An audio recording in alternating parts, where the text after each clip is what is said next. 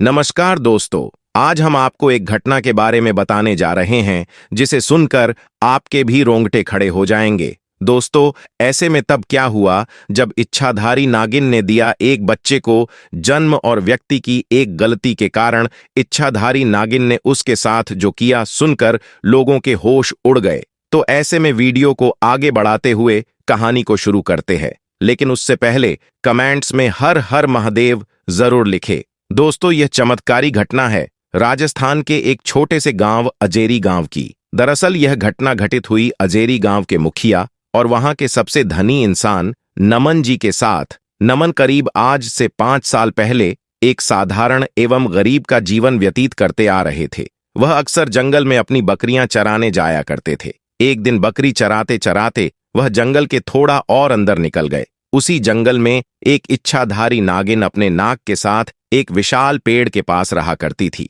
वह नागिन गर्भवती थी। शाम का वक्त था और नमन जब उस पेड़ के पास से गुजरा तो उसे वहां एक तेज चमकती चीज दिखाई दी, परंतु साथ ही वह दोनों नाग नागिन भी वहीं थे। उन्हें देख वो थोड़ा सा डर गया और तुरंत ही वहां से जल्दी से घर की ओर भागा। नमन इतना घबराया हुआ था कि उस समय तो उसने पीछे मुड़ तक कर नहीं देखा, परंतु उस रात उसके ध्यान में वो चीज जो चमक रही थी वो बार बार आ रही थी। वह इतना तो समझ गया था कि वो हो ना हो बहुत मूल्यवान चीज थी और अगर वो मुझे मिल गई तो मैं भी धनवान हो जाऊंगा। परंतु सबसे बड़ी मुसीबत थी वह दोनों नाग नागिन। अगले दिन वह वापस जंगल उसी पेड़ वाले स्थान पर गया और कुछ दूर खड़े रहकर छिपकर उस पेड़ के पास रह रहे नाग नागिन को देखने लगा। कुछ देर देखने के बाद उसने ध्यान दिया कि नागिन तो गर्भवती है। वह उस रात घर आकर सोचने लगा कि यह अच्छा मौका होगा। जब नागिन अपने बच्चे को जन्म देगी तभी वो नागमणि चोरी कर लेगा, क्योंकि उस समय नागिन कमजोर होगी।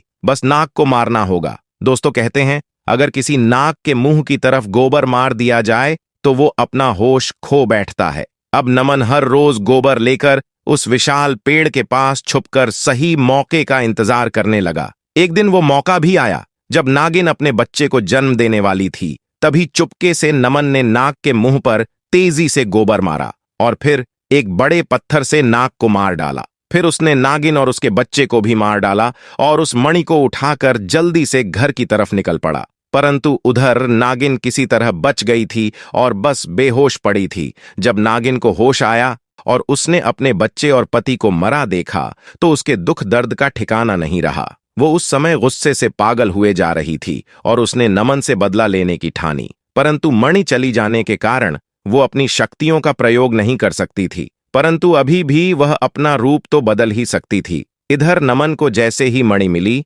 उसका पूरा जीवन ही परिवर्तित हो गया। उसकी फसल इस बार काफी अच्छी हुई और काफी महंगे भाव में भी बिकी। उसकी तो जैसे मानो लॉटरी लग गई हो, क्योंकि जो भी वो धंधा कर रहा था उसे हर जगह से लाभ मिल रहा था। और नमन को पता था कि ये सब उस चमत्कारी नागमणि का ही कमाल है। गांव में हर जगह उसका नाम था। नमन के इस रुतबे को देख एक अच्छा रिश्ता नमन के लिए उसके पास ही के गांव से आया और निशा नाम की एक सुंदर स्त्री से उसका विवाह संपन्न हुआ। निशा अपने पति नमन को बहुत प्यार करती थी और बहुत इज्जत देती थी। दोनों एक दूसरे का कदम कदम पर साथ निभाते। उनकी जोड़ी गांव में मिसाल बन चुकी थी। उधर नागिन भी एक पुरुष का रूप धारण कर तरुण नाम से नमन के यहाँ उसका मुंशी बन गया और नमन का विश्वास जीतने लगा। नमन भी तरुण के व्यवहार और वफादारी को देख उसे अपना भाई समान ही मानने लगा।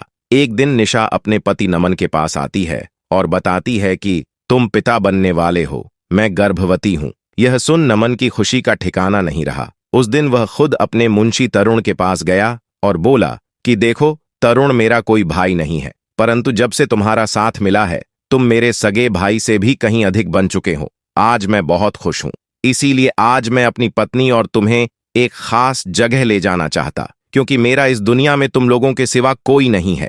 और वो अपनी पत्नी और तरुण को कार में बैठाकर गांव के एक कोने में ले जाकर कार एक छोटी सी कुटिया के सामने रोकता है और बताता है कि जब वह छोटा था तब इसी कुटिया में उसकी मां की जान उसे जन्म देती चली गई थी। उसके पिता तो पहले ही गुजर चुके थे। तब एक बूढ़े बाबा ने उसकी मां को वहीं दफना दिया था और नमन को उसी बूढ़े बाबा ने पाला था।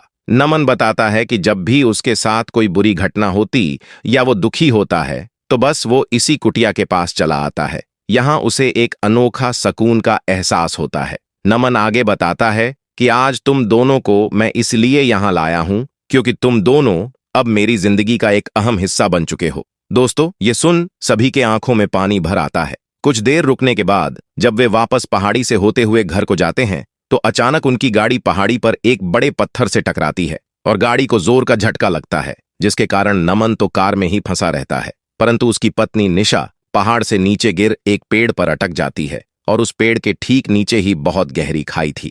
दोस्तों, वो रात कार्तिक पूर्णिमा की ही थी। तरुण अपनी शक्तियां पाकर पुनः नागिन रूप धारण कर लेता है। नमन तरुण को देख चौंक जाता है क्योंकि तरुण अब नागिन में पुनः बदल गया था। वो नागिन नमन को बताती है कि कैसे ठीक इसी तरह वह भी इसी स्थिति में फंसी थी जब नमन ने उसका पूरा घर संसार लूट लिया था, उसके पति और बच्चे को मारकर, और आज मेरे पास बदला लेने का मौका है।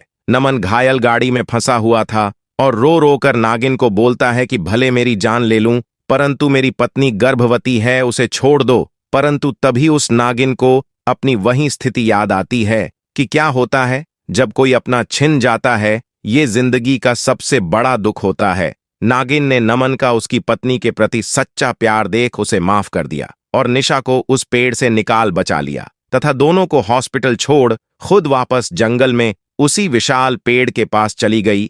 जब नमन हॉस्पिटल से स्वस्थ होकर अपनी पत्नी के साथ घर वापस लौटा तो उसे अपनी गलती का एहसास हुआ और उसने जाना कि उसने कितनी बड़ी गलती करी है। वो नागमणि को लेकर उसी विशाल पेड़ के पास गया और उस पेड़ के पास उस नागमणि को रख फूट फूट कर रोने लगा और शाम को वापस घर आ गया। दोस्तों, कभी कभी इंसान लालच में इतनी बड़ी गलती कर बैठता है कि फिर उस गलती को कभी भी ठीक नहीं किया जा सकता और बस अंत में पछतावा ही रह जाता है। सांप से बचने के लिए उसे भगाने की बजाय लोग अक्सर उसे मार देते हैं, जबकि थोड़ी सी समझदारी से हम सांप को मारे बिना उससे बच सकते हैं। बड़े बुजुर्गों से आपने सुना भी होगा कि नाग सांप को नहीं मारना चाहिए। नाग को मारने पर उसकी आंख में मारने वाले की तस्वीर छप जाती है। अगर नाग को मार दिया तो उसे आग में जला देना चाहिए, नहीं तो नागिन नाग की आंखों में मारने वाले की तस्वीर देखकर बदला लेती है। भविष्य पुराण सहित दूसरे पुराण और शास्त्रों में भी बताया गया है कि सांप को नहीं मारना चाहिए, इससे बड़ा दोष लगता है और कई जन्मों तक इसकी सजा भुगतनी पड़ती है। इंदौर में भी एक ऐसा मंदिर है जो बेहद प्राचीन है और उस मंदिर से लोगों की भारी आस्था जुड़ी हुई है। आपको ये घटना कैसी लगी हमें कमेंट बॉक्स में जरूर बताना। साथ ही वीडियो को लाइक करें, शेयर करें। ऐसे ही और जानकारी पाने के लिए हमारे चैनल को सब्सक्राइब जरूर करें। आपका बहुत बहुत धन्यवाद।